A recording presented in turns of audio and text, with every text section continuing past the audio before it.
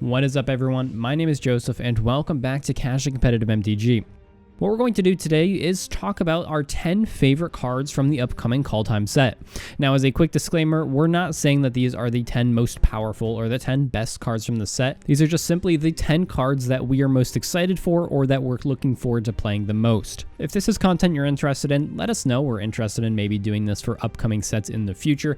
That all being said, before we get into our card discussion, we have a few quick channel promotions. First off, if you're looking to get some Kaldheim cards and want some alternate art for those cards without having to get them physically changed, check out Alter Sleeves using the link in our description. They offer really cool looking and high quality art for your cards that are printed on inner sleeves that fit over your cards nicely, so check out them in the link in the description to support the channel and artists at the same time. If you're looking to buy some Kaldheim cards, click on our TCG affiliate link before you do. By doing this, you'll be directly helping the channel at no cost to you. Finally, if you're looking for additional ways to support us, we have a Patreon, a merch store, and a Twitch link where we stream our gameplay live. All of those links are in the description.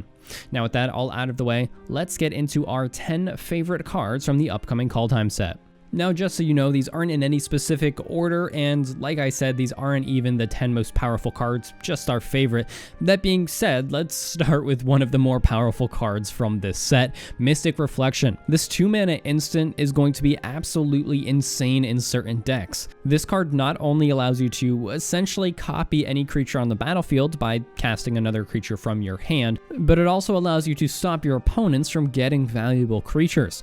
For example, if your opponent casts a Thassa's Oracle, in response, if you cast Mystic Reflection targeting your own Arbor Elf, when Thassa's Oracle enters the battlefield, it'll enter as a copy of Arbor Elf, so now they just have a fairly useless creature on their battlefield instead of winning the game. On the flip side, if someone else has a Dockside Extortionist and you have an Arbor Elf in your hand, you can cast Mystic Reflection targeting that Dockside, and now your Arbor Elf is a much better creature. This is an insanely useful and versatile card, and I expect to see it played in higher powered or CEDH decks once the set releases.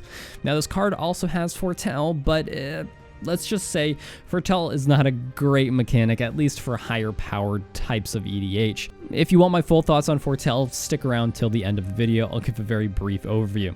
That being said, Mystic Reflection is our first card in this list.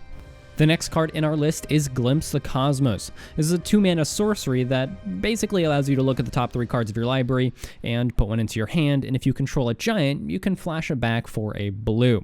Now, this may not be a card you expected to see in this list, but this card specifically slots into one of our players' Nate's Oloro deck, where he very commonly has a giant on the battlefield. So while this may not be a very CEDH-focused card or a very strong card, it's going to slot into at least one of the decks at our table. As an early game play, it's a semi-efficient way to just get a little bit of card advantage, and if you're going to consistently have a giant, being able to cast it again for a blue mana is insanely valuable.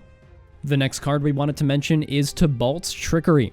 This is a 2-mana instant that basically gives you a universal counterspell in mono red.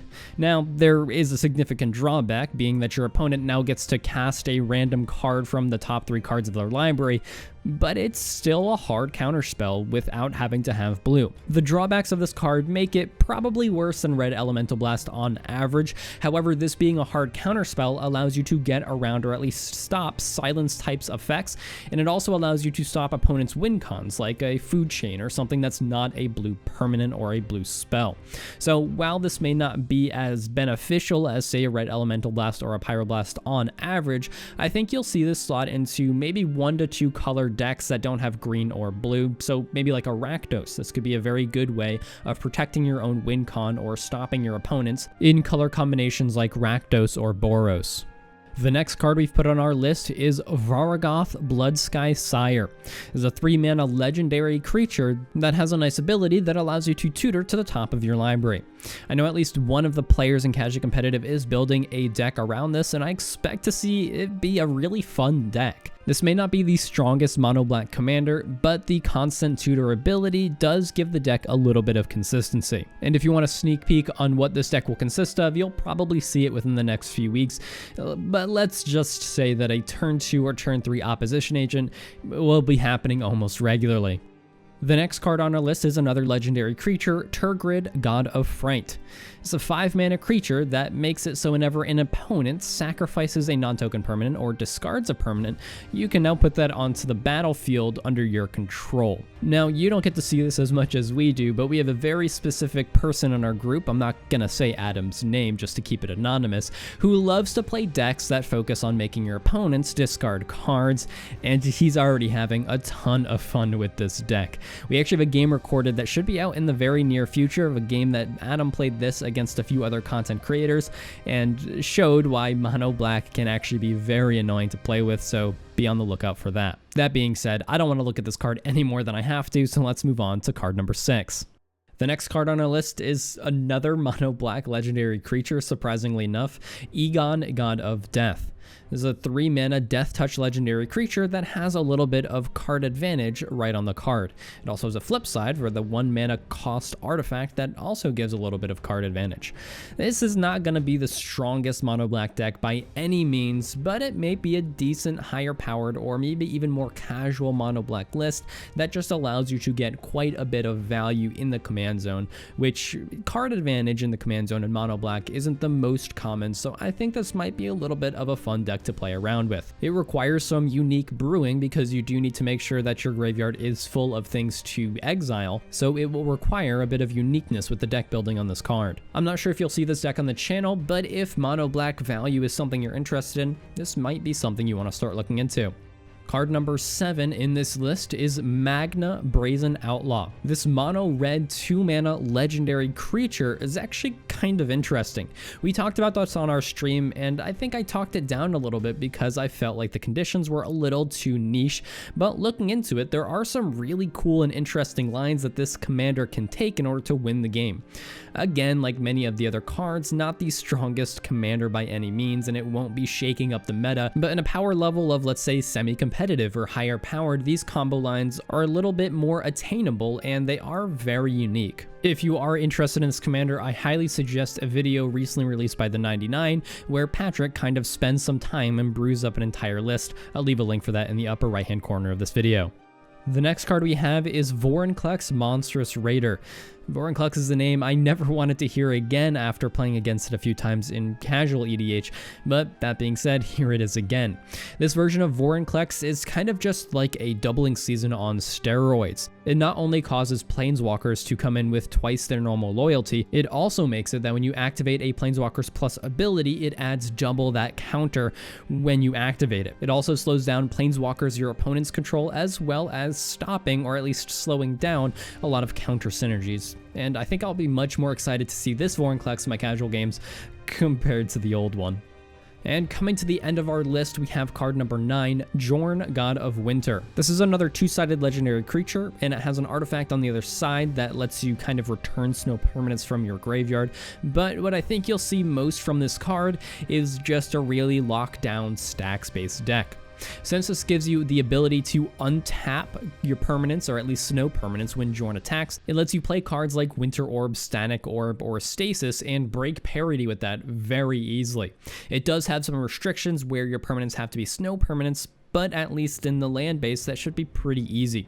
Also in Sultai, it lets you run Demonic Consultation lines, and even though you'd have a hard time running Tainted Pact if you do want a snow-based land base, it's going to be a relatively strong commander, and I can see decent lists being built for this in the semi-competitive to fringe CEDH meta.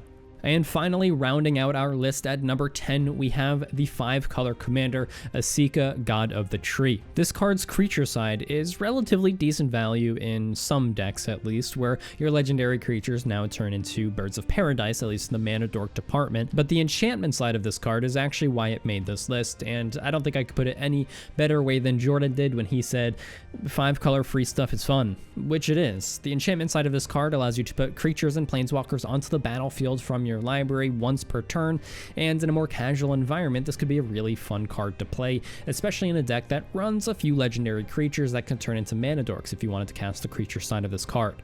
Again, like some of the other cards in this list, it's not the strongest card in this set, but it is one that we are looking forward to seeing and looking forward to playing. And that's the end of our list, and as promised, let me give you my thoughts on Foretell.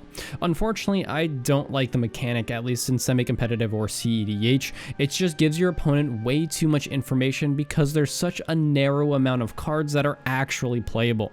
There's maybe a handful of cards that you could even make the argument for, so when you foretell one of those, let's say 3 cards, it gives your opponents a 33% chance to know what card that is, and more likely than not, it's going to be Mystic Reflections versus the other ones that are maybe fringe playable in decks if you really wanted to play them.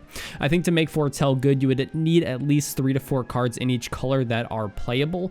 That way, at least there's some obscurity when you foretell a card. Unfortunately, with how this set was released, there just isn't enough. So if you foretell a card, it just gives your opponents just a little bit too much information, especially when you're playing a reactive style deck. You want to make sure that your opponents are caught off guard by your interaction. You don't want them to be able to play around it. There may be situations where you do want to foretell a Mystic Reflections. If you're playing against a wheel-based or a discard-based deck, it might be valuable, but in general, at least specifically in CEDH, I don't think foretell is going to be very strong. And again, this is a CEDH-focused opinion, not necessarily casual-focused.